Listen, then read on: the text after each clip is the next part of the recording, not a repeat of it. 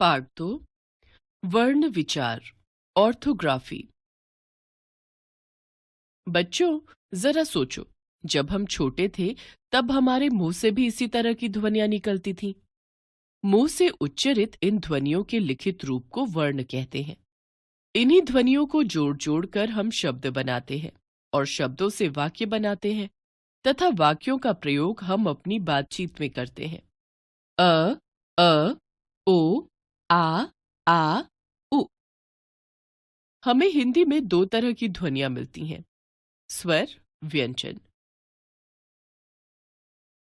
स्वर अ आ इ ई उ री ए ऐ ओ औ। इनकी संख्या 11 है। व्यंजन क ख ग घ अंग, च छ ज झ इय, ट ठ ड ढ ण, त थ द ध न, प फ ब भ म, य र ल व श श स ह। इनकी संख्या 35 है। ड़ अढ़ नव विकसित व्यंजन। स्वर ध्वनियां जिन ध्वनियों के उच्चारण में मुख से वायु बिना किसी रुकावट के बाहर निकलती है वे स्वर कहलाती हैं। अ से औ तक कुल 11 स्वर हैं। स्वरों के मात्रा चिन्ह। शब्दों में स्वरों का उच्चारण दो प्रकार से किया जाता है। स्वतंत्र रूप से, जैसे ऊन, आम, ऐनक, ओखली आदि। व्यंजन के साथ मिलाकर। व्यंजन के साथ स्वरों के चिन्ह मिलाकर बोले जाते हैं। इन्हें मात्रा चिन्ह कहते हैं। ये इस प्रकार है। स्वर, मात्रा, व्यंजन जमा मात्रा, सस्वर व्यंजन शब्द। अ कोई मात्रा नहीं, क जमा अ क कमल। आ की मात्रा, क जमा आ की मात्रा का कार। इ की मात्रा, क जमा इ की किताब। ई की मात्रा, क जमा ई की मात्रा की कील। उ की मात्रा, क जमा उ की मात्रा कु कुसुम। ऊ की मात्रा, क जमा ऊ की मात्रा कु कूलर। री की मात्रा, क जमा री क्री कृषक। ए की मात्रा, क जमा ए की मात्रा के केला। ऐ की मात्रा, क जमा ऐ की मात्रा कै कैमरा। ओ की मात्रा, क जमा ओ की मात्रा कोट कोट। औ की मात्रा, क जमा औ की मात्रा कौ कौआ। चूंकि अ स्वर हिंदी के सभी व्यंजन वर्णों में मिला हुआ है, अतः अ के लिए अलग से मात्रा चिन्ह नहीं बनाया गया। आपने ध्यान दिया, हर मात्रा को अलग ढंग से लगाया जाता है। कुछ मात्राएं ऊपर, कुछ मात्राएं नीचे, कुछ मात्राएं पहले तथा कुछ मात्राएं बाद में लगती हैं। उ की मात्रा अन्य वर्णों से भिन्न र वर्ण के बीच में लगती है, जैसे रु, रू, रुचि, रुमाल आदि। अनुस्वार अन, इसे अ स्वर के ऊपर बिंदु लगाकर अंक के रूप में दिखाया जाता है। हिंदी के शब्दों में अनुस्वार दो स्थानों पर आता है, शब्दांत में तथा शब्द के मध्य में, और उसका उच्चारण उसी के अनुसार होता है। शब्द के अंत में आने पर अनुस्वार का उच्चारण हमेशा म व्यंजन के रूप में किया जाता है, जैसे एवं, स्वयं। शब्द के मध्य में आने पर अनुस्वार का उच्चारण उसके बाद में आने वाले व्यंजन से प्रभावित होता है, जैसे क वर्ग के व्यंजनों क, ख, ग, घ के पहले इसका उच्चारण अंग के रूप में, जैसे संगीत। च वर्ग के व्यंजनों के पहले इया के रूप में, जैसे चंचल। ट वर्ग के व्यंजन के पहले ण के रूप में, जैसे अंडा, त वर्ग के व्यंजनों के पहले न के रूप में, जैसे मंदिर, और प वर्ग के व्यंजनों के पहले म के रूप में, जैसे चंपा किया जाता है। मानक वर्तनी के नियमों के अनुसार अनुस्वार का लेखन हमेशा बिंदु लगाकर किया जाना चाहिए। विसर्ग अह, हिंदी वर्णमाला में इसे भी स्वर के साथ लिखा जाता है। विसर्ग का उच्चारण ह व्यंजन के रूप में किया जाता है। विसर्ग को लिखकर दिखाने के लिए चिन्ह बनाया गया है। वर्णमाला में इसे अह के रूप में दिखाया जाता है, पर लिखते समय विसर्ग का चिन्ह लगाकर ही लिखा जाता है, जैसे अतः, स्वतः, प्रातः आदि। अनुनासिक अ, आ, ई, उ, ए, ऐ, ओ, औ। यह ध्वनि अनुनासिक वास्तव में स्वरों का गुण है। जिन स्वरों का उच्चारण मुख और नासिका दोनों से किया जाता है, वे अनुनासिक कहलाते हैं। अनुनासिक वर्णों को चंद्र बिंदु द्वारा लिखकर दिखाया जाता है। जिन स्वर वर्णों की शिरोरेखा के ऊपर मात्रा चिन्ह आते हैं, वहां जगह की कमी के कारण बिंदु लगाया जाता है, जैसे चंद्र बिंदु, आंख, गांव, कांच, भांग, मूंछ आदि। बिंदु में, मैं, चोंच, गेंद, गोंद आदि। आगत स्वर। आगत ध्वनियां वे ध्वनियां होती हैं जो विदेशी भाषाओं के शब्द आने के कारण आ जाती हैं। हिंदी में अंग्रेजी के अनेक शब्द जैसे डॉक्टर, शॉप, मॉल, कॉफी आदि आ गए हैं। इनमें लगने वाला स्वर न तो हिंदी का ओ स्वर है और न औ। अंग्रेजी से आए इस स्वर के लिए जो वर्ण बनाया गया है वह है औ।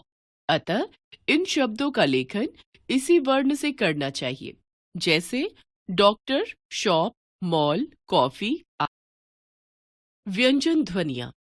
जिन ध्वनियों के उच्चारण में मुख से बाहर निकलने वाली वायु के मार्ग में जीभ अथवा निचले ओठ द्वारा अवरोध या रुकावट उत्पन्न की जाती है, वे व्यंजन कहलाती हैं। इसके अलावा व्यंजनों का उच्चारण हमेशा किसी न किसी स्वर की सहायता से ही होता है। क से लेकर ह तक कुल 35 व्यंजन वर्णमाला में हैं। ड़, अढ़, इन्हें नव विकसित व्यंजन भी कहा जाता है। इनका उच्चारण ड, ढ से भिन्न होता है। इनका प्रयोग कभी शब्द के प्रारंभ में नहीं होता, हमेशा बीच में या अंत में ही होता है, जैसे लड़का, पढ़ना, पेड़, मोड़, बूढ़ा, मूढ़ा आदि। जबकि ड और ढ शब्द के प्रारंभ, मध्य या अंत में कहीं भी प्रयुक्त हो सकते हैं, जैसे ड, पांडव, पंडित, ठंडा, डलिया, झंडा आदि। ढ, ढक्कन, ढोल, ढाई आदि। आगत व्यंजन। ये वे ध्वनियां हैं जो हिंदी में अरबी, फारसी, अंग्रेजी आदि भाषाओं के शब्द आ जाने के कारण आ गई हैं। इनके लिए ज तथा फ वर्ण भी बना लिए गए हैं। इन वर्णों के नीचे जो बिंदी लगी है उसको नुक्ता कहते हैं। कुछ उदाहरण देखिए। ज, जमाना, सजा, दरवाजा, जू, जेब्रा आदि। फ, फकीर, नफरत, शराफत, फालतू, फाइन आदि। संयुक्त व्यंजन। जब एक स्वर रहित व्यंजन अन्य स्वर युक्त व्यंजन से मिलाकर बोला जाए तो उसे संयुक्त व्यंजन कहते हैं, जैसे क जमा ख बराबर कक, मक्खन। द जमा ध बराबर दद, सिद्ध। प जमा य बराबर प्य, प्यास। क जमा य बराबर क्य, वाक्य। द्वित्व व्यंजन।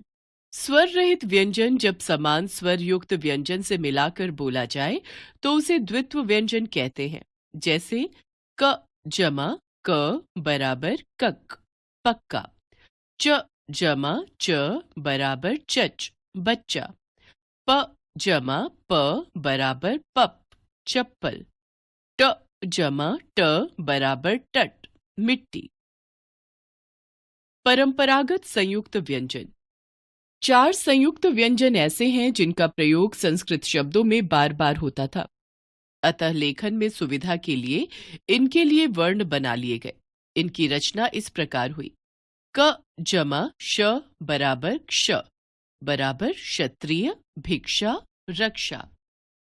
त जमा र बराबर त्र त्रिशूल मित्र पुत्र।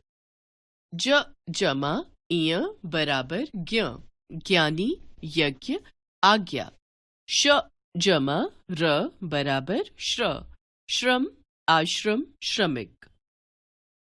विशेष, भले ही ज्ञ संयुक्त व्यंजन ज जमा इय के मेल से बना है, पर कुछ विद्वान इसका उच्चारण ज्ञ के रूप में करते हैं। र व्यंजन के संयुक्त रूप र जमा स्वर। जब र व्यंजन को किसी स्वर के साथ मिलाकर बोला जाता है तब उसे र वर्ण से ही लिखा जाता है, जैसे र जमा आ जमा म जमा अ बराबर राम। र जमा उ जमा प जमा अ जमा य जमा आ बराबर रुपया। र जमा व्यंजन जब र किसी अन्य व्यंजन के साथ मिलाकर बोला जाता है तब उसे रेफ से ही लिखा जाता है।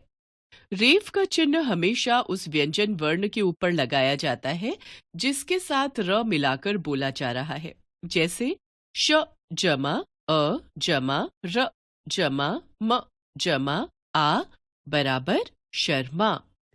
त जमा अ जमा र जमा क जमा अ बराबर तर्क। व्यंजन जमा र।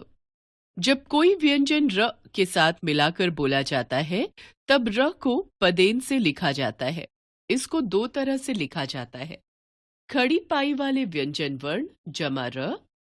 खड़ी पाई वाले वर्णों की खड़ी पाई के पैरों में हुक की तरह से लग जाता है, जैसे भ जमा र बराबर भ्र भ्रम। क जमा र बराबर क्र क्रम आदि। गोलाकार व्यंजन वर्ण जमा र। गोलाकार व्यंजन ट या ड में इस चिन्ह को हलंत के साथ जोड़ दिया जाता है, जैसे ट जमा र बराबर ट्र ट्रक। ड जमा र बराबर ड्र ड्रम आदि। विशेष, यद्यपि श भी खड़ी पाई वाला व्यंजन है, लेकिन श जमा र को संस्कृत की तरह श्र के रूप में ही लिखा जाता है। द जमा र तथा ह जमा र, इन दोनों वर्णों में नीचे की ओर खड़ी पाई का अंश मौजूद है, अतः इन्हें क्रमशः द्र तथा र के रूप में ही लिखा जाता है, जैसे द्रव्य द्रोह आदि। वर्ण विच्छेद। शब्द के वर्णों को अलग अलग करके लिखना वर्ण विच्छेद कहलाता है, जैसे काम क जमा आ जमा म जमा अ। मोर म जमा ओ जमा र जमा अ। सूक्ति स जमा उ जमा क जमा त जमा ई। मर्म म जमा अ जमा र जमा म जमा अ। कक्षा क जमा अ जमा क जमा श जमा आ। एक बार फिर से, हिंदी में दो तरह की ध्वनियां मिलती हैं, स्वर और व्यंजन। स्वरों के उच्चारण में मुख से वायु बिना रुकावट के बाहर निकलती है। व्यंजनों को किसी न किसी स्वर की सहायता से बोला जाता है। व्यंजन के साथ मिलाकर बोले जाने वाले स्वरों के चिन्ह मात्रा चिन्ह कहलाते हैं। जब स्वर रहित व्यंजन अन्य स्वर युक्त व्यंजन के साथ मिलते हैं तो संयुक्त व्यंजन कहलाते हैं। दो समान वर्णों के मिलने पर द्वित्व व्यंजन बनते हैं। र वर्ण संयुक्त व्यंजन रूप में अलग अलग तरह से लिखा जाता है, जैसे धर्म क्रम ट्रक आदि।